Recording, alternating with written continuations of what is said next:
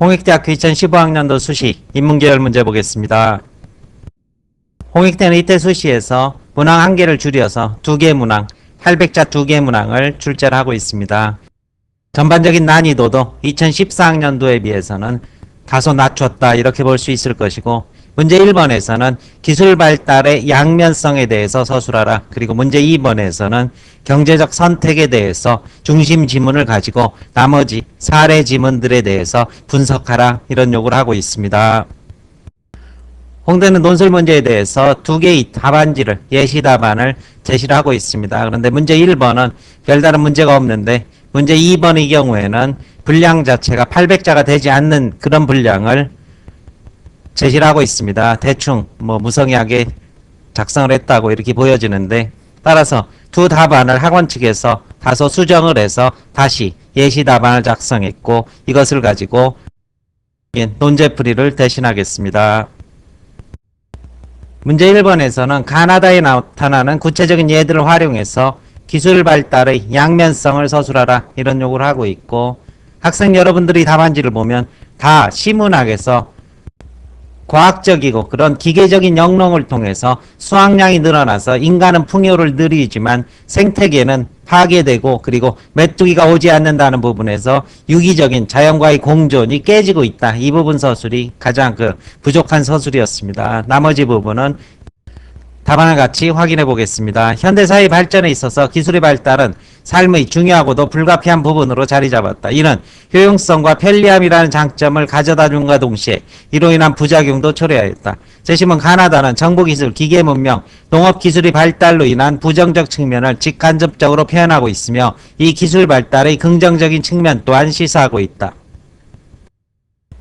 재심은 가에서는 효율성의 감옥에 갇힌 현대사의 감시체계를 파노티콘의 구조를 통해 설명한다. 정보기술의 발달은 감시 주체 익명성과 더불어 언제 어디서나 효율적 감시가 이루어지는 사회를 가능케 한 반면 개인의 사적 영역이 침해받고 지나친 통제가 일반화될 위험을 야기할 수 있다. 재심은 나는 기계 문명의 부품으로 편입된 현대 문명의 삶을 형상화하고 있다. 거대한 기계, 절대적 군주로 드러난 문명의 이기들이 현대 문명의 발전을 이끌어내는 모습을 문학적으로 형상하면서도 공포, 기계화된 인간, 제약 등의 단어를 통하여 기계 문명의 부정적 측면에 대한 불안을 드러낸다.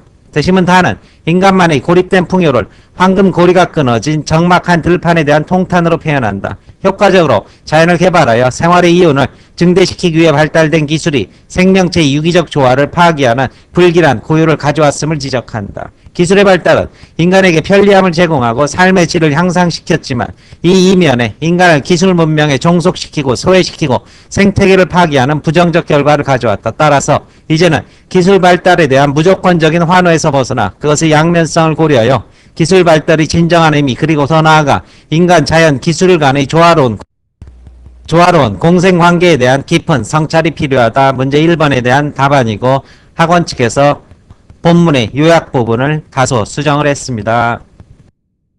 문제 2번입니다. 중심 지문인 재심은 라의 내용을 바탕으로 마와 바의 공통점과 차이점을 서술하라 이런 요구를 하고 있고, 재심은 라는 합리적인 경제적 선택을 하기 위해서는 비용과 편익을 모두 고려해야 함을 강조한다. 모든 선택에는 반드시 기회비용이 존재함에도 불구하고 기회비용을 제대로 고려하지 못할 수 있다. 특히 선택에 있어 긍정적 외부 효과, 즉 사회적 편익을 고려하지 못하는 경우에는 정부의 개입이 필요하다고 설명한다. 라의 핵심 내용이 될 것이고, 공통점입니다.